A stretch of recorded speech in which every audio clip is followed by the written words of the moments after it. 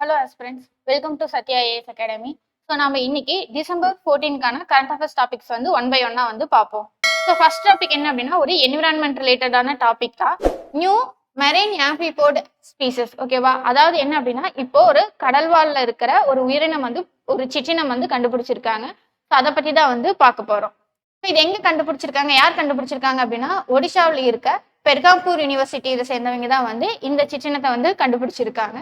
So இது எப்படி இருக்கும் அப்படின்னா வந்து இறால் நண்டு இருக்குது இல்லையா? ஸோ அந்த மாதிரி ஒரு உயிரினம் தான் வந்து பாக்குறதுக்கு வந்து ஒரு இறால் ஷேப்லயே வந்து இருக்கும் அப்படின்னு சொல்லியிருக்காங்க. ஸோ இதோட பேரினம் என்ன சொல்லியிருக்காங்க அப்படின்னா டெமார்செஸ்டியா அப்படின்னு வந்து சொல்லியிருக்காங்க. ஓகேவா? இது வந்து பேரினம் டெமார்செஸ்டியா அப்படிங்கிற பேரினத்தை வந்து சார்ந்தது. ஸோ இது எந்த இடத்துல அப்படின்னு பாத்தீங்க அப்படின்னா வந்து ஒடிசா மாநிலத்தில் இருக்கிற சிலிக்கா ஏரியில தான் வந்து இந்த உயிரினம் வந்து கண்டுபிடிச்சிருக்காங்க. ஸோ பொதுவாக இதுக்கு என்ன நேம் வச்சிருக்காங்க அப்படின்னா டெமார்செஸ்டியா அனலென்சிஸ் அப்படிங்கிற நேம் வந்து வச்சிருக்காங்க. இது கரெக்டா சிலிக்கா லேக்ல வந்து எங்க கண்டுபிடிச்சிருக்காங்க அப்படின்னா பர்குல் பீச். ஓகேவா? ஒடிசாவில் கஞ்சம் டிஸ்ட்ரிக்ட்ல இருக்கிற பர்குல் பீச்ல அந்த சிலிக்கா ஏரி கரையில தான் வந்து இந்த சிற்றினம் வந்து கண்டுபிடிச்சிருக்காங்க. ஸோ இது வந்து ஜனவரி 2022 வந்து பாத்தீங்க அப்படின்னா இதோட ஸ்பெசிஃபென்ஸ், இதோட படிவங்கள் வந்து கண்டுபிடிச்சு ஆராய்ச்சி பண்ணி இப்போ அது வந்து ஒரு சிற்றினம் அப்படிங்கறது வந்து அறிவிச்சிருக்காங்க. ஸோ இதோட பிசிக்கல் ஃபீச்சர்ஸ், ஸோ இது எப்படி இருக்கும் அப்படின்னு பாத்துக்கோங்க. ஸோ இது வந்து பாக்குறதுக்கு வந்து ஒயிட் கலர்ல இருக்கும் அப்படின்னு வந்து சொல்லியிருக்காங்க. அதுக்கப்புறம் இதோட மொத்தமான நீளமே வந்து 15 மில்லிமீட்டருக்கு குறைவா தான் இருக்கும் அப்படின்னு சொல்லியிருக்காங்க. இதுல முக்கியமா வந்து பாத்தீங்க அப்படின்னா வந்து இது 13 இணை கால்களை வந்து உடையது. ஓகேவா? இதோட மொத்த கால்கள் பாத்தீங்க அப்படின்னா வந்து 13 இணையா வந்து இருக்கும். இதோட துணை குடும்பம், இது எந்த துணை குடும்ப வகுப்பை சார்ந்தது அப்படின்னு பாத்தீங்க அப்படின்னா வந்து பிளாட்டோசெஸ்டினோ அப்படிங்கிற ஒரு துணை குடும்ப வகுப்பை வந்து சார்ந்து இருக்கு. அடுத்த டாபிக் வந்து பாத்தீங்க அப்படின்னா இது வந்து ஒரு சயின்ஸ் அண்ட் டெக்னாலஜி டாபிக் தான். MISR SAT-2. ஓகேவா? ஸோ இது என்ன அப்படின்னா ஒரு சேட்டலைட். இந்த சேட்டலைட்டை இப்போ யாரு ரீசெண்டா ஏவிருக்காங்க அப்படின்னா சைனாவும் அதுக்கப்புறம் வந்து எகிப்தும் சேர்ந்துதான் வந்து இந்த சேட்டலைட்டை இப்போ வந்து ஏவிருக்காங்க. ஸோ இது எங்க அப்படின்னு பாத்துக்கோங்க, ஜீகுவான் சேட்டலைட் லான்ச் சென்டர். ஓகேவா? நார்த் வெஸ்ட் சைனால இருக்கிற இந்த சேட்டலைட் சென்டர்ல இருந்து தான் வந்து இந்த சேட்டலைட் வந்து ஏவிருக்காங்க. ஸோ இதுக்கான ராக்கெட் எந்த ஏவுகணை மூலமா ஏவுனாங்க அப்படின்னா long March 2C carrier rocket. ஓகேவா? இது மூலமா தான் வந்து இந்த செயற்கைக்கோள் வந்து ஏவி இருக்காங்க.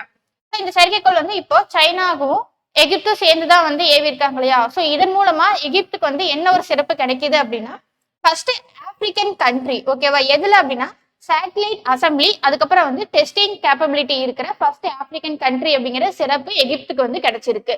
இது என்ன சேட்டலைட் அப்படின்னு பாத்துக்கோங்க, இது வந்து ஒரு ரிமோட் சென்சிங் சேட்டலைட் தான். அதாவது ஒரு ரிமோட் தொலை நுண்ணுறவு செயற்கைக்கோள் தான். இதோட முக்கியமான நோக்கம், இதை எதுக்காக ஏவிருக்காங்க அப்படின்னா அந்த எகிப்துக்கு அதோட விவசாயம் அதுக்கப்புறம் சுரங்கம் வாட்டர் மேனேஜ்மெண்ட் இதுல வந்து ஒரு நிலையான மேம்பாடு வந்து கிடைக்கணும் அப்படிங்கறத முக்கியமான நோக்கமா வச்சது இந்த செயற்கைக்கோள் வந்து அனுப்பியிருக்காங்க. இந்த செயற்கைக்கோள் மூலமா வந்து பாத்தீங்க அப்படின்னா கண்காணிப்பும் வந்து செய்ய முடியும். அதே மாதிரி கிளைமேட் சேஞ்ச் காலநிலை மாற்றங்களுக்கு என்னென்ன சேலஞ்ச் இருக்கோ அதையுமே வந்து அட்ரஸ் பண்ண முடியும் அப்படின்னு வந்து சொல்லியிருக்காங்க. இது சைனாவுக்கும் எகிப்துக்கும் 2019 ஒரு அக்ரிமெண்ட் வந்து சைன் பண்ணியிருப்பாங்க. ஸோ அந்த அக்ரிமெண்ட் படிதான் இந்த செயற்கைக்கோள் வந்து இப்ப வந்து ஏவி இருக்காங்க. அடுத்த டாபிக் வந்து ஒரு அவார்டு, அர்ஜுனா அவார்டு. ஸோ இது எல்லாத்துக்குமே வந்து தெரிஞ்சதான். விளையாட்டு துறையில சிறந்து செயல்படுறவங்களுக்கு வந்து இந்த அர்ஜுனா அவார்டு வந்து கொடுப்பாங்க. ஸோ விளையாட்டு துறையிலேயே இது வந்து பாத்தீங்க அப்படின்னா வந்து செகண்ட் ஹையஸ்ட் அவார்டா வந்து பார்க்கப்படுது. ஸோ இப்ப இது வந்து பாத்தீங்க அப்படின்னா ஒரு பரிந்துரை வந்து கொடுத்திருக்காங்க. ஸோ முகமது சாமி. ஓகேவா? ஸோ கிரிக்கெட்டர், இவருக்கு வந்து இந்த அர்ஜுனா அவார்டு வந்து கொடுக்கலாம் அப்படிங்கிற பரிந்துரை மட்டும் இப்ப வந்து கொடுத்திருக்காங்க. ஸோ இவரு வேர்ல்டு கப் 2023 வந்து சிறப்பா செயல்பட்டதுக்காக இந்த அவார்டு வந்து இப்ப வந்து கொடுக்கணும் அப்படின்னு பரிந்துரை வந்து கொடுத்திருக்காங்க. ஸோ இப்போ வேர்ல்டு கப் 2023 வந்து எல்லாத்துக்குமே தெரிஞ்சிருக்கும். ஆஸ்திரேலியா வந்து வின் பண்ணியிருப்பாங்க, இந்தியா வந்து ரன்னர் அப் வந்து ஆகியிருப்பாங்க. இது வந்து யார் பரிந்துரை கொடுத்திருக்காங்க அப்படின்னா BCCI, அதாவது கண்ட்ரியோட கிரிக்கெட் போர்டு தான் வந்து பாத்தீங்க அப்படின்னா சாமிக்கு வந்து இந்த அவார்டு கொடுக்கணும் அப்படின்னு பரிந்துரை வந்து கொடுத்திருப்பாங்க. இவரோட சேர்த்து அர்ஜுனா அவார்டுக்கு இன்னும் நிறைய பேருக்கு வந்து பரிந்துரை வந்து கொடுத்திருக்காங்க. அதுக்கப்புறம் வந்து பாத்தீங்கன்னா Dhyan Chand Khel Ratna award. So first award விளையாட்டு துறையிலேயே வந்து ரொம்ப முக்கியமான அவார்டு எது அப்படின்னா கேல் ரத்னா அவார்டு அப்படின்னு சொல்லுவாங்க. இந்த அவார்டுக்கு வந்து யார பரிந்துரை கொடுத்திருக்காங்க அப்படின்னா பேட்மிண்டன் இணைகளான சாத்விக் சாய்ராஜ் அதுக்கப்புறம் வந்து சிராக். ஸோ இந்த ரெண்டு பேருமே வந்து பேட்மிண்டன்ல இணையா வந்து விளையாடுவாங்க. ஸோ இவங்களுக்கு பரிந்துரை வந்து கொடுத்திருக்காங்க. இந்த அவார்டு வந்து கொடுக்கறதுக்காக ஒரு கமிட்டி வந்து ஃபார்ம் பண்ணியிருக்காங்க. அந்த கமிட்டியில வந்து 12 உறுப்பினர்கள் வந்து இருக்காங்க.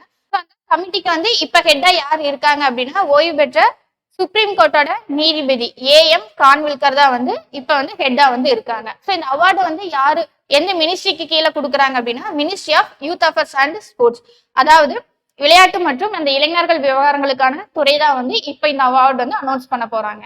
அடுத்த டாபிக் என்ன அப்படின்னா ரேஸ் டு ரெசிலியன்ஸ் இனிஷியேட்டிவ். ஓகேவா? ஸோ இப்போ வந்து பாத்தீங்க அப்படின்னா COP28 மாநாடு வந்து நடந்துட்டு இருக்கு. ஸோ துபாயில வந்து நடந்துட்டு இருக்குது. இதுல ஐநா கொண்டு வந்த ஒரு கேம்பெயின் தான். ஓகேவா? என்ன கொண்டு வந்திருக்காங்க அப்படின்னா ரேஸ் டு ரெசிலியன்ஸ் அப்படிங்கிற ஒரு உலக அளவிலான ஒரு கேம்பெயின் வந்து கொண்டு வந்திருக்காங்க. இது எதுக்காக கொண்டு வந்திருக்காங்க அப்படின்னா வந்து இப்ப கிளைமேட் வந்து சேஞ்ச், காலநிலை மாற்றம் அப்படிங்கிறது ஏற்பட்டுட்டே இருக்குது. அதுல நிறைய சவால்கள் வந்து இருக்குது. ஸோ காலநிலை மாற்றத்தால் ஏற்படுற சவால்களை வந்து எதிர்கொள்ளணும் அப்படிங்கிறதுக்காக தான் வந்து இந்த கேம்பெயின் வந்து ஐநா வந்து ஸ்டார்ட் பண்ணியிருக்காங்க. இப்ப இதுல வந்து பாத்தீங்க அப்படின்னா இந்தியாவுமே வந்து ஜாயின் பண்ணியிருக்காங்க. இந்த கேம்பெயினோட முக்கியமான நோக்கம் அப்படிங்கிறது என்னன்னு பார்த்தரலாம். ஸோ என்ன அப்படின்னா உலகத்துல இருக்கிற இன்வெஸ்டர், சிட்டி, ரீஜியன், அந்த சோசியல் கம்யூனிட்டி, ஸோ எல்லாருமே வந்து பாத்தீங்க அப்படின்னா வந்து ஒருங்கிணைக்கணும் அப்படிங்கறத முக்கியமான நோக்கம். அந்த ஒருங்கிணைக்கிறது மூலமா என்ன பண்ண போறாங்க அப்படின்னா அந்த காலநிலை மாற்றத்தால சமூக பகுதிகள் நிறையவுமே வந்து பாத்தீங்க அப்படின்னா வந்து பாதிப்படைஞ்சிருக்கும். ஸோ அந்த பாதிப்படைஞ்ச பகுதிகளை வந்து 2030க்குள்ளேயே வந்து பாத்தீங்க அப்படின்னா வந்து மேம்படுத்தணும் அப்படிங்கறத வந்து இதோட முக்கியமான நோக்கம்.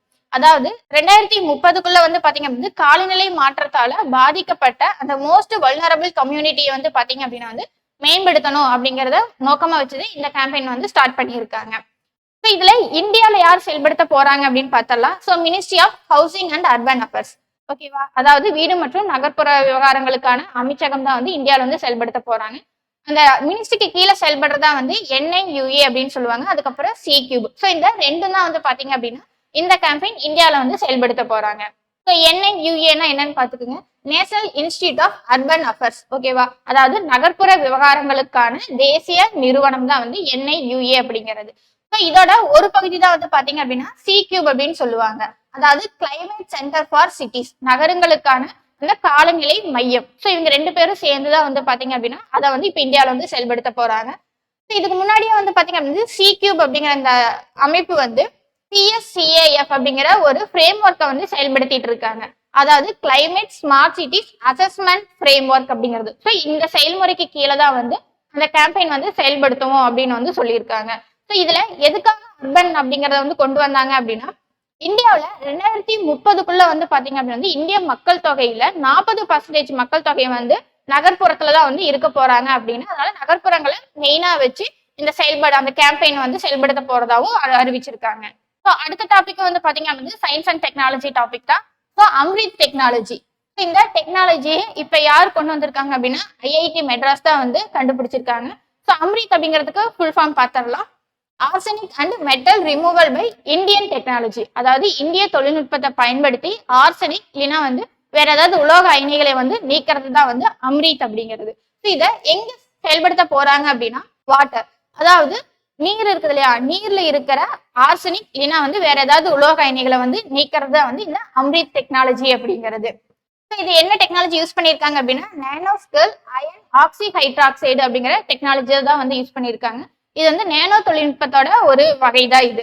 ஓகேவா? ஸோ இது இப்ப இருக்கிறத விட 5 to 6 டைம்ஸ் வந்து இன்னுமே வந்து அதிகமான செயல்திறன் கொண்டதா இருக்கும் அப்படின்னு வந்து சொல்லியிருக்காங்க.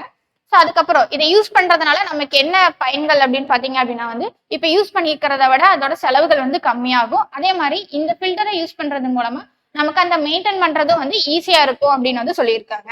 ஸோ ஆர்சனிக் AS இது எப்படி இருக்கும் அப்படின்னு பாத்தீங்க அப்படின்னா வந்து ஒரு கரைப்பானா வந்து செயல்படும், வாயு நிலையிலுமே வந்து இருக்கும்.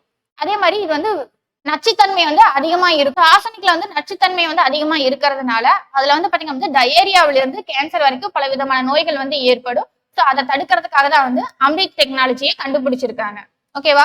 ஸோ இப்போ இந்தியாவில வந்து பாத்தீங்க அப்படின்னா ஜல் ஜீவன் மிஷன். ஸோ இது எல்லாத்துக்குமே வந்து தெரிஞ்சதுதான் JJM. ஸோ யாரு செயல்படுத்துறாங்க அப்படின்னா ஜல் சக்தி மினிஸ்ட்ரி தான் வந்து இதை வந்து செயல்படுத்திட்டு இருக்காங்க. இதோட முக்கியமான நோக்கமே என்ன அப்படின்னா 2024க்குள்ள இந்தியாவில் இருக்கிற எல்லா கிராமப்புற பகுதிகளிலுமே வந்து பாத்தீங்க அப்படின்னா வந்து 100% குழாய் மூலமா வந்து குடிநீர் வந்து கிடைக்கிறத வந்து உறுதிப்படுத்தணும் அப்படிங்கிறதுக்காக தான் வந்து இந்த ஜல் ஜீவன் மிஷன் வந்து கொண்டு வந்திருக்காங்க. ஸோ இந்த திட்டத்தின் மூலமா அம்ரித் டெக்னாலஜி மூலமா இதுவுமே வந்து இன்னுமே வந்து செயல்படுத்தப்படும் அப்படின்னு வந்து சொல்லியிருக்காங்க. ஸோ ரெண்டுமே சேர்ந்து செயல்படுறது மூலமா இந்த எய்மை வந்து சீக்கிரமா வந்து அச்சீவ் பண்ண முடியும் அப்படின்னு வந்து சொல்லியிருக்காங்க. தேங்க்யூ.